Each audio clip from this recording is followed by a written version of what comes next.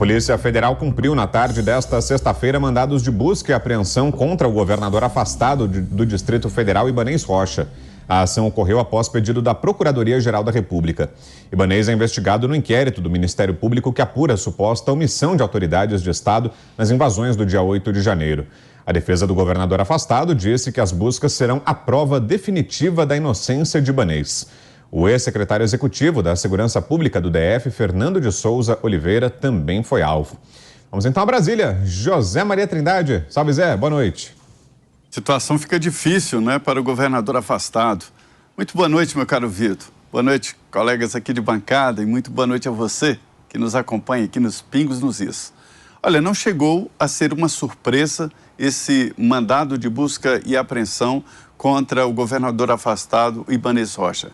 Há um cerco, sim, contra aliados do ex-presidente Jair Bolsonaro por aqui, e a indicação é de que a Secretaria de Segurança Pública daqui do Distrito Federal acabou sendo o epicentro desta, vamos dizer assim, o que eles chamam de omissão em não proteger os prédios públicos, principalmente em Brasília, que tem o hábito de proteger os prédios em momentos assim, quando há uma manifestação.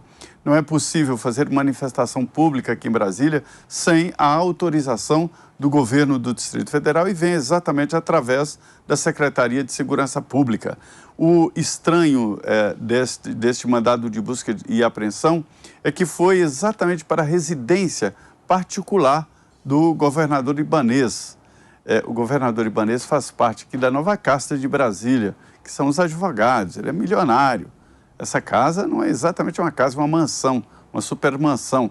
Foi o maior negócio imobiliário residencial dos últimos anos aqui em Brasília. Custou 23 milhões de reais. As imagens da casa acabaram se transformando numa atração à parte, por aqui mostrando de helicópteros e tal, como é a casa do governador Ibanez. Pois bem, os peritos entraram na casa, levaram documentos, levaram também, fiquei sabendo que levaram equipamentos eletrônicos e mais. Foram nos escritórios do Ibanez Rocha. E aí vem a sensibilidade, né? A Ordem dos Advogados do Brasil precisou ser acionada para acompanhar o trabalho da polícia. Olha, todo esse trabalho aí já teve repercussão política. A oposição a Ibanez já quer reforçar ali para tentar fazer um impeachment do governador. Se a atual governadora em exercício, Celina Leão, fizer uma articulação, consegue afastar o governador, porque na área jurídica há informações de que ele não volta mais mesmo não. Esta intervenção foi por 90 dias, mas é possível que ele não volte. Veja bem como tudo está de cabeça para baixo, né? Ibanez Rocha foi eleito governador, reeleito no primeiro turno, né? E teve o afastamento decretado pelo Supremo Tribunal Federal.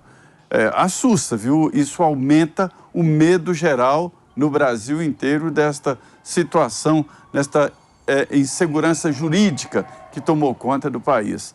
Todos podem esperar a qualquer momento uma visita, né, de policiais, não precisa ter nenhum critério objetivo, não. Este é um caso em que existem informações ali secretas e tal, mas afastar um governador eleito é uma surpresa. Fazer busca e apreensão na residência particular e escritório de advogado é também uma surpresa. E você, Nelson Kobayashi, suas impressões, Kobayashi, sobre essa operação de hoje, boa noite. Boa noite, Vitor, boa noite, Pavinato, boa noite, Zé Maria, toda a nossa audiência. Pois bem, era esperado, era aguardado, vez que o ex-governador, aliás, ex-presidente da OAB do Distrito Federal e atual governador do Distrito Federal, Ibanez Rocha, é vítima dessa investigação. Então, o afastamento dele, que inaugurou esse processo investigatório sob a busca de eventual participação ou omissão dele nos atos que aconteceram no dia 8, inaugurou um processo investigativo, dentre os quais muitos atos, e estes atos o de busca e apreensão, que era, de fato, aguardado. Vale lembrar, o governador Ibanez Rocha, ele é advogado, foi inclusive presidente da OAB do Distrito Federal, e essa busca e apreensão aí merece alguns detalhes diferentes, alguns detalhes jurídicos importantes, porque ele, como advogado, pode ter, tanto na casa dele ou em outros imóveis que também foram alvos da busca e apreensão, documentos, conversas com clientes. E isso é protegido para todos os advogados, para a proteção do próprio sigilo do trabalho da advocacia. Por isso mesmo é que, como o Zé Maria nos adiantou aqui, houve o acompanhamento dos integrantes, provavelmente da Comissão de Prerrogativas da OAB, para garantir o sigilo dos documentos que estejam com o governador Ibanez Rocha em relação aos seus clientes da advocacia. Pois bem, a gente viu aí uma manifestação da defesa do governador Ibanez que disse que essa busca e apreensão vai ser a prova de que ele não tem culpa nenhuma no que ocorreu no dia 8. Essa busca ela visa procurar algum documento, alguma mídia, algum arquivo que possa colocar a participação do governador Ibanez como alguém que sabia da gravidade das intenções dessas manifestações e que, ciente, colaborou com a omissão da participação da polícia. É preciso que esses documentos todos, muito amplamente buscados nessa operação, identifiquem de alguma forma se houve ou não essa ciência. E este crime de omissão, né, essa participação omissa, que pode ou não ser criminosa, exige mais do que a ciência. Exige também a vontade, o dolo de que acontecessem os atos da forma como aconteceram, né? Então, é um caminho muito longo nessa investigação, é prematuro atribuir qualquer tipo de culpa a qualquer pessoa que esteja sendo investigada e isso só faz parte de um processo investigativo e isso era mais do que esperado. A análise agora é de Tiago Pavinato. Boa noite, Pavinato. Boa noite, Vitor, Nelson, Trindade, audiência querida, amada e idolatrada, salve, salve. Olha, eu vou falar uma coisa aqui e para a OAB, em primeiro lugar, se vocês forem caçar o meu registro na OAB, me devolvam o dinheiro da anuidade, porque eu paguei ontem, o Nelson, ele é testemunho, ele me viu pagando pelo aplicativo, tá? Mas o que eu vejo aqui é que um OAB tem muito mais serventia que a OAB. Muito mais. Porque o escritório de advocacia, ele não pode ser objeto de busca e apreensão sem que a ordem dos advogados seja cientificada, seja intimada, esteja presente. A OAB precisa estar presente. É uma prerrogativa do advogado. Tem sigilo de outros clientes ali. Ou a vida do outro cidadão, de todas as outras pessoas na face deste Estado chamado Brasil, não importam mais. Importam? Eu vi um vídeo de que a democracia está inabalada, apesar dos estragos físicos nas sedes dos três poderes. Mas eu não vi nenhum decreto dizendo que nós estamos em algum estado de exceção, de defesa, ou seja, lá que nomenclatura jurídica tenha, para que eu possa suspender prerrogativas, direitos, garantias, deveres das autoridades públicas para fazer uma busca e apreensão num escritório de advocacia. Se toda a mídia sabia, se toda a imprensa sabia que estava havendo uma busca e apreensão, como é que a OAB não sabia? E se soubesse, por que não foi até lá no mesmo momento? Por que não se fez presente? Por que não se fez ouvir? Eu fico me perguntando o que vai ser dos advogados daqui em diante. Eu fico me perguntando que sorte terão os acadêmicos dos cursos de direito, dos muitos cursos de direito que permeiam todo esse país.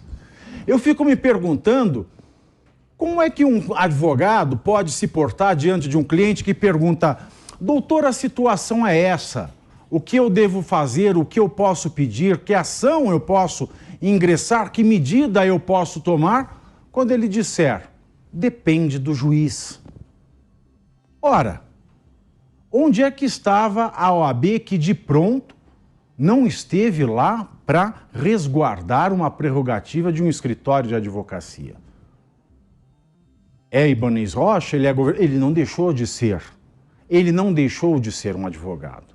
O escritório de advocacia não perdeu o objeto. Onde é que nós vamos parar? E eu me pergunto também acerca de um outro detalhe que às vezes passa sem que nós percebamos. Como é que eu posso, por exemplo, segundo a lei ficha limpa, deixar que alguém concorra a eleições condenado por um crime? Vamos imaginar que alguém é condenado na primeira instância. Qual é o crime que eu acho mais severo? Qual é o crime que eu acho mais torpe, Nelson? Estupro. Estupro de vulnerável. Estupro de vulnerável. Eu sou condenado na primeira instância por estupro de vulnerável e concorro às eleições e ganho as eleições.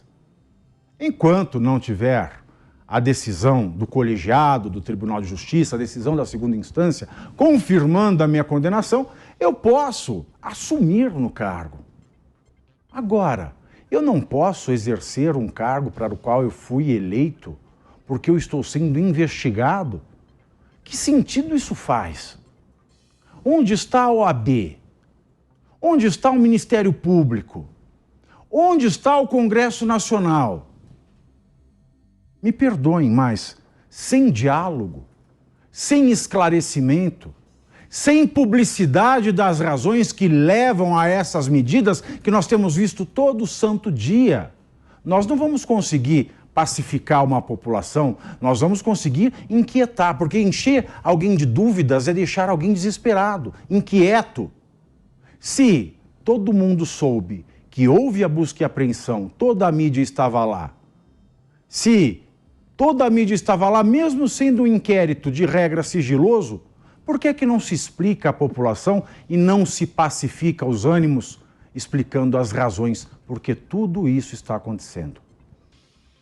Agora, Zé, você falou que a tendência de momento aí em Brasília é de que Ibanez não consiga, de fato, voltar ao cargo de governador do Distrito Federal. Queria que você falasse um pouquinho para a gente também sobre outra personagem importante, que é a governadora em exercício aí do DF, Celina Leão, que é do PP. Ela é um nome importante nessa costura toda de Ibanez para tentar voltar ao cargo, Ou pode ser a peça que vai ser o entrave nessa tentativa dele, Zé? Já existem pedidos de impeachment contra Ibanez registrados na Câmara Legislativa daqui, a Câmara Distrital, que é uma espécie de soma de Assembleia Legislativa e Câmara de Vereadores, que não tem o município. O governador daqui é ao mesmo tempo o prefeito e o governador. Então já existem pedidos de impeachment registrados e ainda aberta uma CPI para investigar a ação do governador e do pessoal de segurança pública, nesse episódio terrível que vai marcar a história aqui em Brasília. E isso antes mesmo desta busca e apreensão de hoje, rumores e conversas no Supremo Tribunal Federal, as indicações de que ele não voltaria ao cargo, Ele foi afastado por 90 dias. Depoimento da Celina indica de que ele sabia da possibilidade de invasão dos prédios públicos, de que ele teria sido informado. E houve uma omissão. Um crime típico do serviço público é a prevaricação.